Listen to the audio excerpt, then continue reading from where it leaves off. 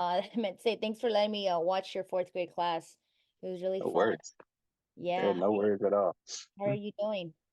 Hot day today, Doing right? it was actually warm today. It was crazy. It It went was from rain, rain. raining. It went from rain to Yeah, 90-degree, and you were on the blacktop too, right? exactly. I know. Exactly. So I want to Yeah, say I'm gonna just go ahead and tell you like the things that I saw. You're a great teacher. You're a great role model to the kids. I could totally see how much passion you have when you teach and how much respect. You started off doing a great warm up. thank I you. really liked how all your students were lined up, organized. They looked like they knew what to do. It's a routine. Did a very simple static stretch. Uh, and I really liked from there on how you applied a quick um, tagging game with no equipment. I could see the collaborative mindset of what you want the kids to do. You had a game where the kids were in groups of 5 or 6. I can't remember, but they were connected, and Yeah, the group that was connected had to tag um, their group member that was right, right, linked right. up with them. That was Yeah, really fun. I saw the kids getting really excited, and it was really yeah, they love that. They love that. They actually love that game. yeah. Yeah, What was that game? What do you call it again? I call it bubble tag. Bubble tag. That's right. Yeah, Yeah. I've done that one. I just forgot if you had it. Sorry. Hey, stop! It's my dog. I thought you had another title or sorry, another name to the game. And then I really liked how the kids were really engaged listening to your next activity. So I saw that I could totally see your learning your target goals was to teach them how to throw and aim at a target.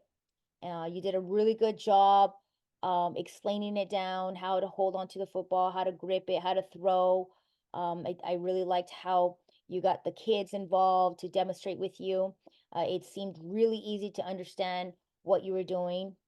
It looked like you had groups of 5 or 6, and they all had to, when it was their turn, had to hit a bowling pin. And if they hit it, they had to run and get their bowling pin and put inside the hula hoop.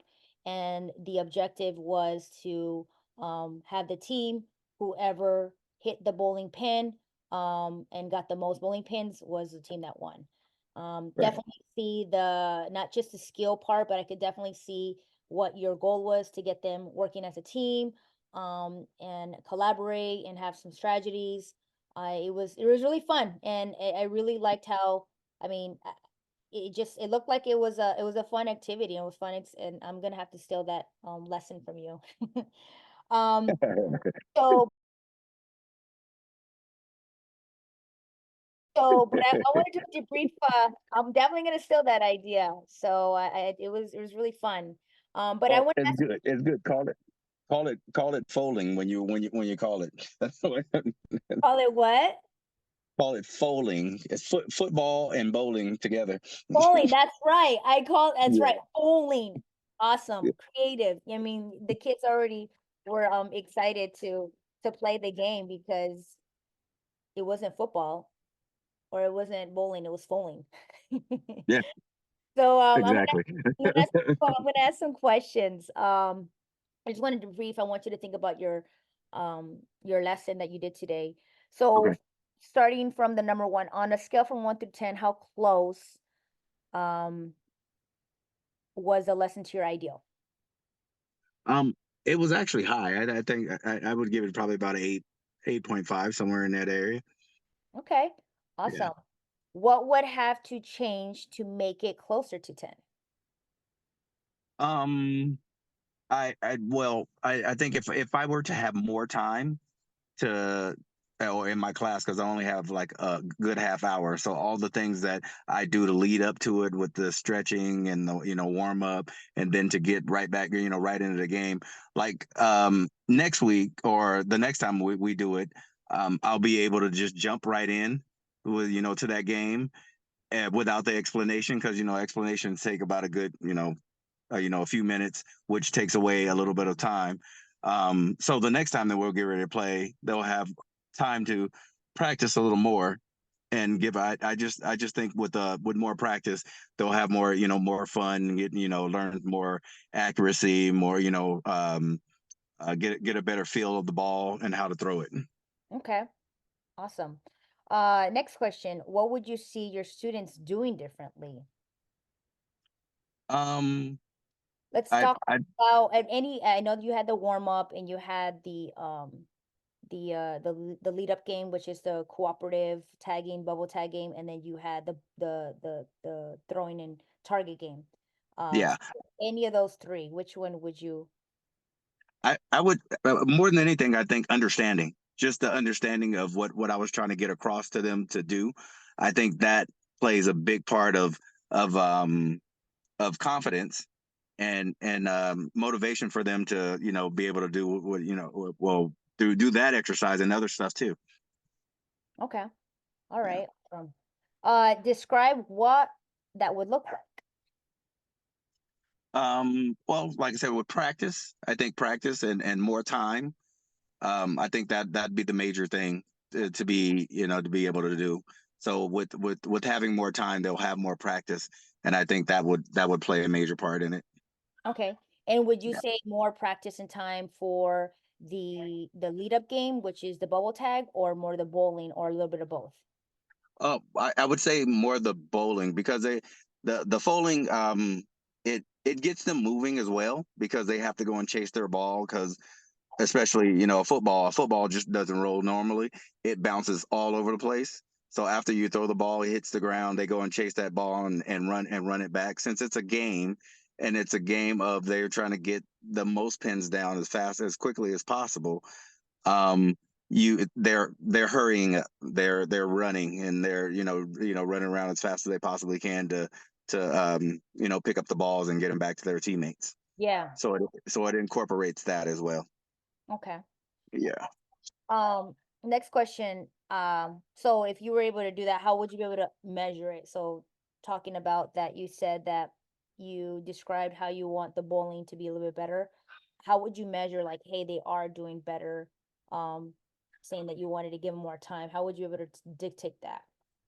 Well, that dictates the, let's see, what would I say, the throwing part. If they understood that and their technique of throwing, because like I said, the time will give you possibly better technique, in the long run, because then you have more time to practice on it. Okay. Yeah.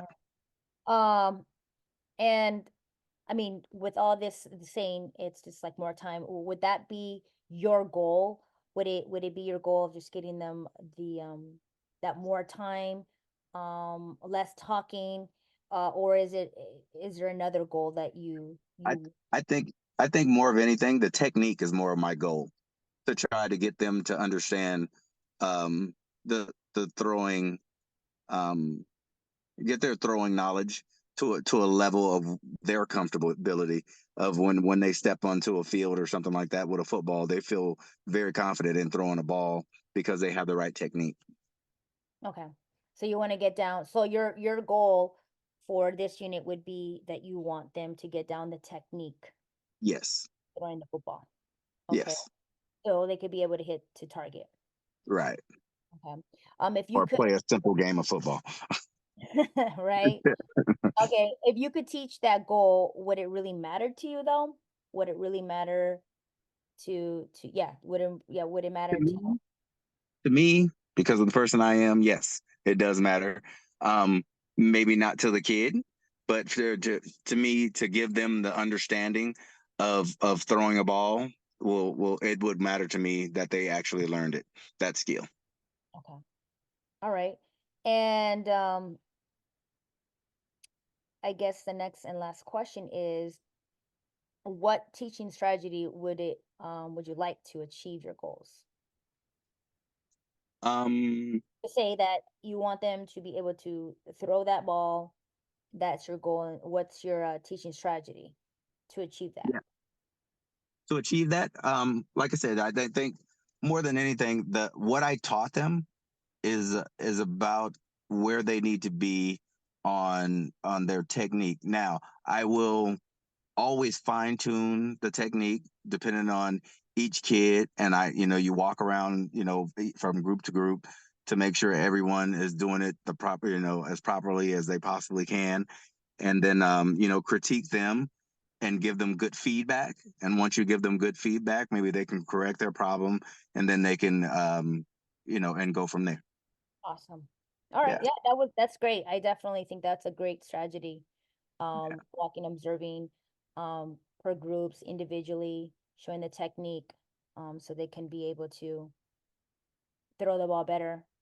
So Yeah. that's um awesome. So I thanks for sharing me what you how your session went. And the next part is I want to help you and guide you to make a peer goal. So I heard your goals.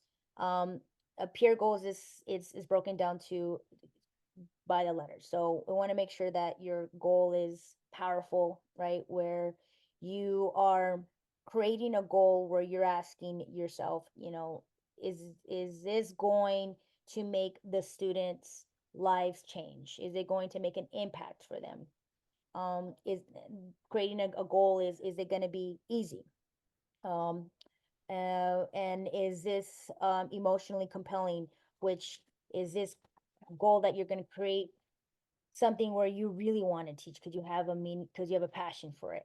And is it reachable? And if it's student focused? So that's a peer goal, and I want to help you and guide you to create and elaborate a little bit more on that goal where you said you want the students to have more time to play that bowling game, and you want them to really work on um, throwing the ball with better technique, and you said it's really important for you. So now that you understand what peer goals, and again, it's not just about you, but it's about the student, right? And obviously making a goal a bit simple, and then um, and again, how is this going to be student focused? How are they going to be able to take this activity that you're doing, um, that you did outside of school? So before I tell you my input of what kind of goal I think you can have, and I'm going to put some along the words, maybe some collaborative stuff, because I see that the game would not have happened if they didn't have that group. Um, they needed their group to help them to throw the ball and for to motivate them. So what kind of goal do you think we can create, elaborating a little bit more with what you said about throwing the ball better? Um, well, like I said, the end game is to be able to play a game of football. And my fourth graders, the only thing that they've done all year during snack time and their lunch breaks and all that kind of stuff is play football. So they're super interested in playing football every day. They might have played soccer probably about maybe a week's worth out of the entire year. But outside of that, they played football all year. So with that being said, um, when I when I brought this unit to their attention, of course their eyes lit up like the 4th of July, because they work at it, and they want to play it, and they have a desire for it. So to be able to introduce something that they have a desire for makes me happy, and to be able to teach it to them, and to be able to teach it the correct way, because the next year also, the goal for next year as well is because they actually start competitive sports, and football is the first one that happens in the fall, for them. So in the 5th grade they actually start competitive sports. So to be able to translate what I'm teaching now to playing a competitive,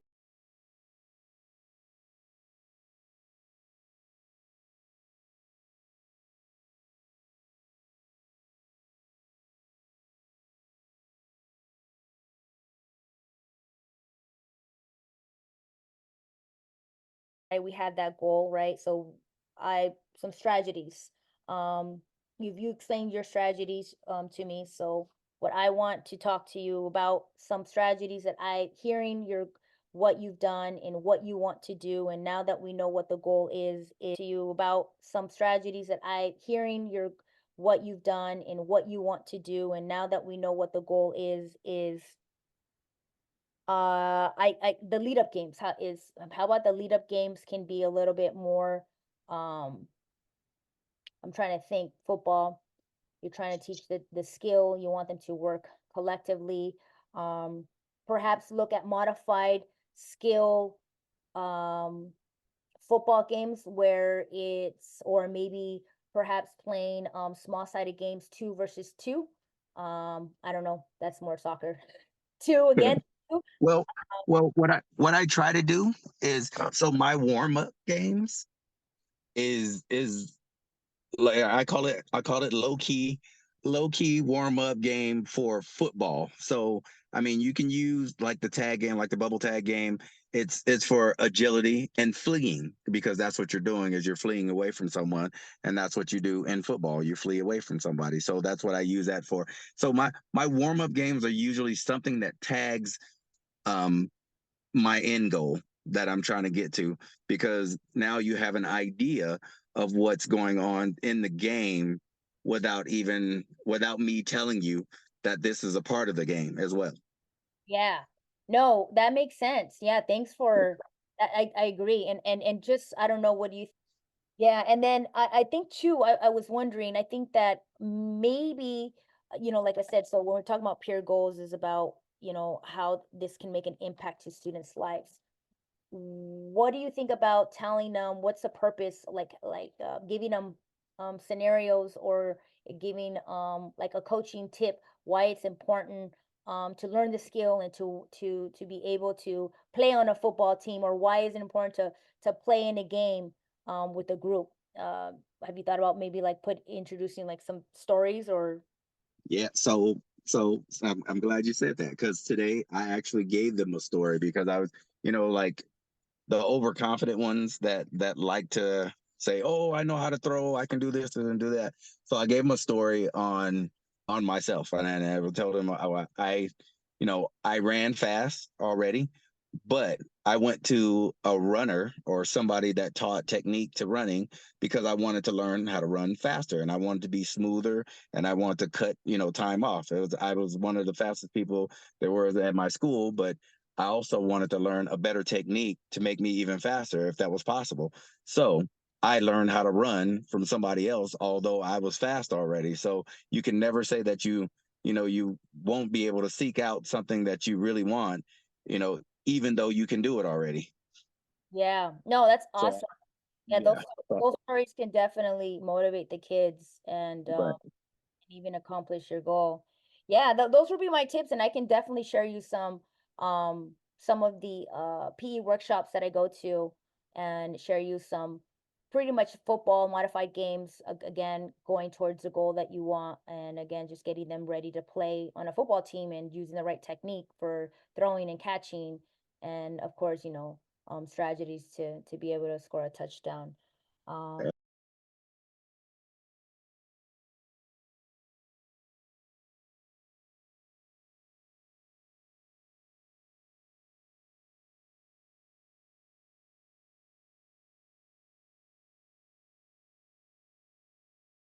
Fortunately, I won't be able to see you, but if you were to apply this, let's just say next week after having these conversations, giving you some strategies that you've told me to accomplish this goal, which one do you think you'd probably try to do to, or how do Um, you look? How do you know? How would you know that, hey, I accomplished this goal? Well, I think the success out of it, and I think it's more of a feeling of the kid and each individual kid, because like I said, each individual kid doesn't necessarily play football, but each individual kid have the confidence in being able to do it. I think that would be the end goal, and then I like to have a wrap up at the end of the day and let them tell me how they feel about what they have accomplished from Got it. where they started to where they finished. Got it. So you'll use that as a strategy to getting the students' feedback to see Correct. if they got it, and then obviously observing them and seeing if they're able to accomplish the goal that you're providing them. Exactly. Reggie, thank you Exactly. so much. I appreciate No worries. it. Hold on real quick. Let me stop this.